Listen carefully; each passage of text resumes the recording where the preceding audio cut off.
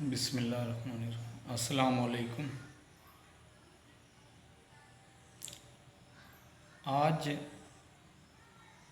کی میری ویڈیو کا موضوع ہے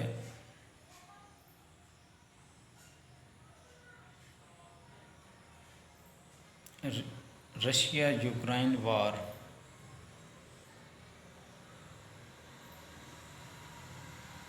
جب USSR کولیپس ہوا 1991 میں، تو اس سے جو ریاستیں آزاد ہوئیں ان میں ایک یوکرائن بھی شامل ہے، جو کہ ایک بہت ہی خوشحال اور پاورفل اور ایک جو پڑھی لکھی سوسائٹی ہے نا، جو یورپ کے ساتھ لگتی ہے بالکل، اس سے تعلق ہے اس علاقے کا۔ چونکہ یوکرین کا جو مغربی بارڈر ہے نا، وہ 3-4 یورپی ملکوں کے ساتھ لگتا ہے، اور جنوب مغربی بارڈر بھی، جن میں پولینڈ اور آسٹریا یا ہنگری دونوں ان میں سے ایک ملک ہے، ایک کا بارڈر لگتا ہے۔ چونکہ پہلے یہ آسٹریا ہنگیرین امپائر تھی، تو یہ ملک ٹوٹ کے 2 ملک ہو گئے، ایک مغرب میں ہے اور ایک مشرق میں ہے، تو یہ ہنگری غالباً مشرق میں ہے، اس کا بارڈر لگتا ہے۔ تو دوسرا ایک رومانیہ، ایک بہت بڑا ملک ہے، اس کا بارڈر لگتا ہے۔ تو یہ جو صاف ظاہر ہے، جو جس ملک کے ساتھ اتنے بارڈر لگتے ہوں جس کے یورپ کے، اس کا اثر تو اس کی سوسائٹی پہ ہونا ہے نا، تو ان لوگوں کا جو دباؤ رجحان ہے نا، وہ یورپ کی طرف زیادہ ہو گیا۔ یہ جو ان کی پالیسی تھی، یہ آہستہ آہستہ اس سے اختلافات ہوتے بڑھتے گئے روس سے، اور جو مشرقی ایریاز ہیں نا یوکرائن کے، ان میں روسی زبان بولنے والے لوگوں کی اکثریت تھی، جو کہ روس میں شامل ہونا چاہتے تھے، یا ان کے جو خیالات تھے یا ان کی جو سوچ تھی یا جھکاؤ تھا، وہ روس کی طرف تھا۔ اور پھر یہیں سے آہستہ آہستہ صورتحال خراب ہوتے ہوتے ہوتے ہوتے موجودہ صورتحال تک پہنچ گئی، جس میں وہاں حکمران تبدیل ہوئے کئی مغربی ممالک کی مدد سے، اور اس طرح کر کے اب جو موجودہ صدر ہیں وہ آگے امریکہ کی مدد سے، یا جیسے بھی یہ روس الزام لگاتا ہے۔ اب جب روس نے اس پہ حملہ کیا ہے، تو جس بات پہ فوکس کرنا چاہتا ہوں وہ اس بات پہ میرا ہے کہ روس نے حملہ کر دیا۔ روس بہت پاورفل ملک ہے، یوکرائن کے نسبت بہت ہی بڑی ایک فوجی طاقت ہے، معاشی بھی اور فوجی بھی۔ لیکن مغرب کی مدد سے اور مغرب کی جدید ٹیکنالوجی کی مدد سے یوکرائن ابھی تک سروائیو کر رہا ہے اور روس کے آگے ٹکا ہوا ہے، اور مغرب نے ایسا جدید اسلحہ اسے دیا ہے، جن میں اینٹی ایئر کرافٹ گن یا اینٹی ایئر کرافٹ سسٹم اور اینٹی ٹینک میزائل سسٹم، اور ایسے جو جدید توپیں اور جدید جو ہے نا جی، اب آج کل جو نئے راکٹ آ رہے ہیں وہ، اور ایسے میزائل جو کہ ان کے بحری جہازوں کو، جنگی بحری جہازوں کو یا دوسری تنصیبات کو تباہ کر سکتے ہیں، تو ان کی جدید ٹیکنالوجی کی مدد سے اور ایک پلاننگ کی مدد سے وہ روس جیسے بڑے ملک سے مقابلہ کرتا آ رہا ہے اور ابھی تک سروائیو کر گیا ہے۔ اچھا، اس میں جو بلیک سی ہے اس کے یہ جو روس کو یا اس کو جو اوکرائن کو کے مشرق میں جو بڑا سمندر ہے بلیک سی، اس کے جو جنوبی علاقہ ہے، یہ جنوبی جو اس کے ساحل ہیں، ادھر ہے بڑا ملک ترکی۔ ترکی بھی ایک بہت بڑی فوجی پاور ہے، اور اس نے بھی جدید ڈرون، جنگی ڈرون جو یوکرائن کو دیے ہیں، وہ بھی مدد دے رہے ہیں اسے روس کے خلاف ڈٹ کر مقابلہ کرنے میں۔ اچھا، یہ یہاں ایک بڑی انٹرسٹنگ تاریخی بات میں آپ لوگوں کو بتانا چاہتا ہوں کہ یہ جو ترکی ہے نا، پہلے جنگ عظیم سے پہلے یہ بہت بڑا ملک ہوا کرتا تھا، اور یہاں عمان سے لے کے اور یہ سعودی عرب کے علاقے اور یہ شام اور عراق اور یہ اردن اور یہ سارے جو ہے نا جی لبنان، یہاں تک یہ جو ہے نا جی اسی میں شامل تھے، اور یہ ایک بہت بڑی پاور تھی، جنگی پاور، معاشی پاور بھی۔ لیکن آہستہ آہستہ 19ویں صدی کے شروع میں یا 18ویں صدی کے آخر میں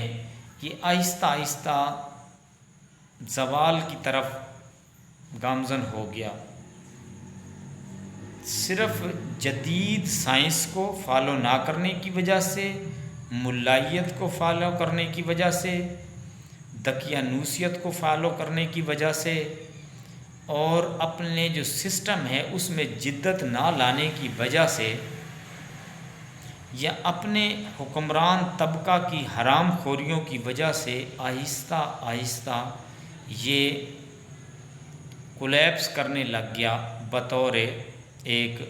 ورلڈ پاور یا علاقائی پاور کے۔ اس میں ایک تاریخی انٹرسٹنگ پوائنٹ جو ہے نا، ایک کتاب ہے Europe since Napoleon, David Thomson کی، ایک امریکن پروفیسر ہے۔ یہ ایک کتاب ہے ہسٹری آف برٹش ہسٹری،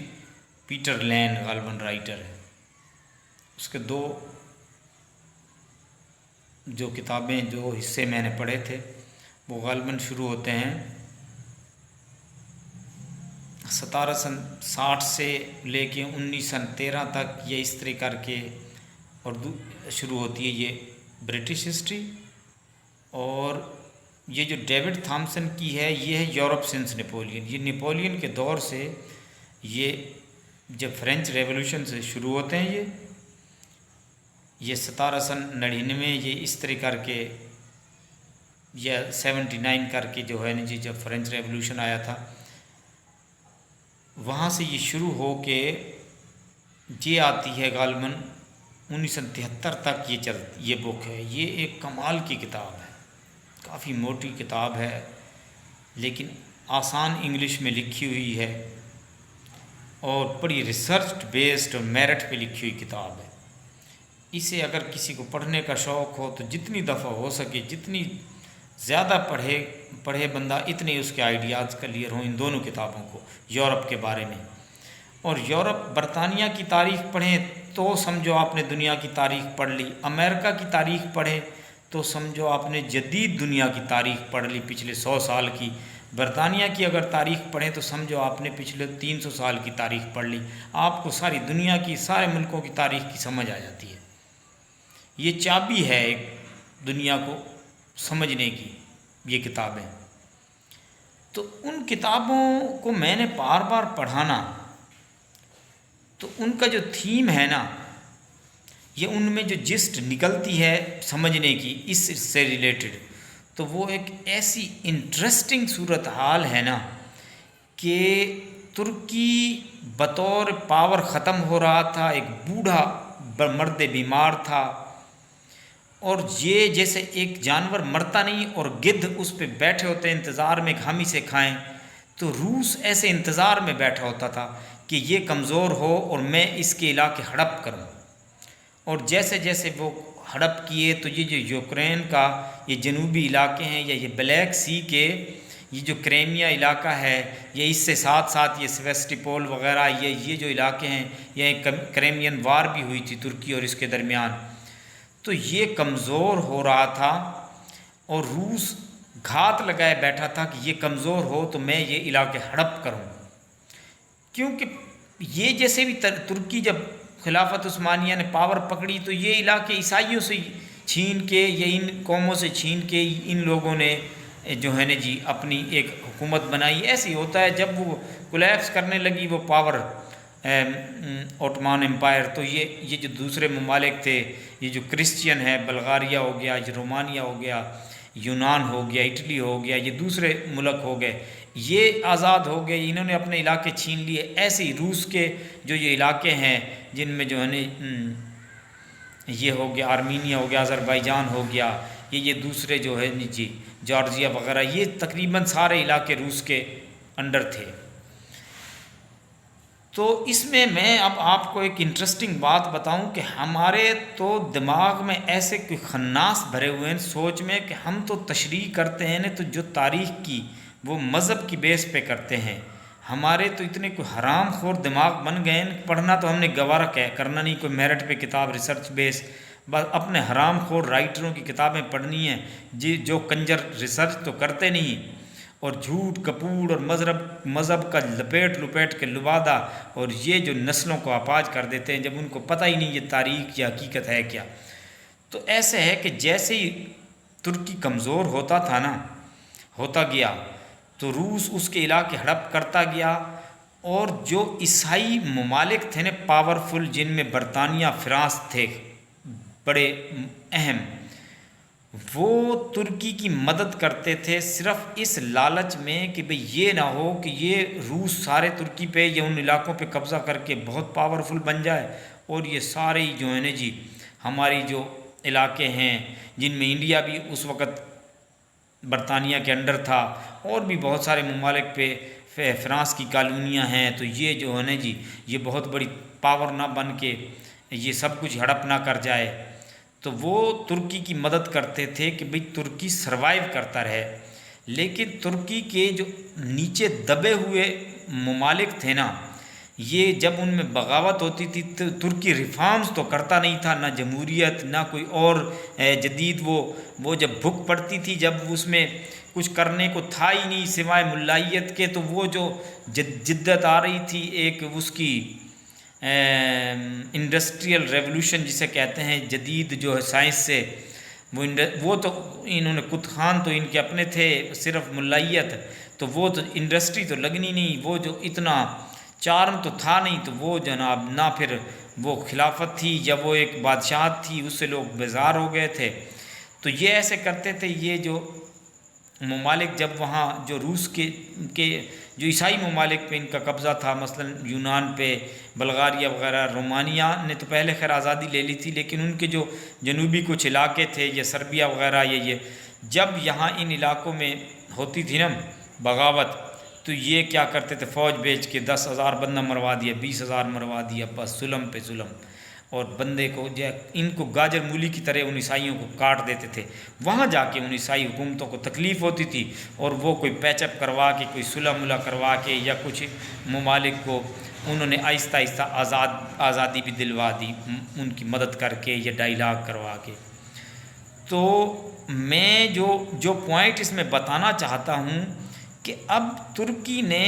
اس جنگ میں یوکرین کی اتنی مدد کی ہے نا، تو جب میں وہ ساری دیکھتا ہوں تو میرے دماغ میں وہ فلم چل جاتی ہے، وہی سین جو میں نے وہ پڑھے تھے نا ڈیوڈ تھامسن کی کتاب کی یورپ سنس نیپولین میں، اور پیٹر لین کی کتاب برٹش ہسٹری میں، وہ میرے سارے دماغ میں وہی فلم چل جاتی ہے کہ دیکھیں ترکی اب مدد کر رہا ہے یوکرین کی، اور ایک وقت تھا کہ ترکی مر رہا تھا تو روس ایسے دیکھتا تھا اس گدھ کی نظر سے۔ اور اس میں نا ایسے ہوا کہ جب غالباً یونان سے یا کریمیا سے یا روس سے کوئی جنگ ہوئی، یونان کی بات ہے، یا ایسے ہے کہ اس نے مصر کے حکمران نے نا اس سے بغاوت کر دی مصر کی، اور اس نے نا ترکی نے، حالانکہ ترکی کے انڈر ہی تھا مصر، لیکن وہ مصر بڑا پاورفل تھا، تو جب وہ یہ مقابلہ کرنا اس کے بس کی بات نہیں تھا ترکی کی مصر سے، وہ آزادی مانگتے تھے، ایسے کر کی صورت حال تھی، تو ترکی نے مجبوراً اس سے مدد لے لی، مانگ لی روس نے اس کی مدد کی، وہ صلح ہو گئی، یہ ایسے کر کے۔ تو اس کتاب میں پھر انہوں نے ایک فقرہ لکھا ہوا ہے کہ ترکی نے مدد کے لیتے تھے، ڈوبتے ڈوبتے وہ ایک اژدہا کو ہاتھ دے دیا، وہ بس سمجھ کے بھئی یہ لکڑی ہے، اس سے میں مدد لے لوں،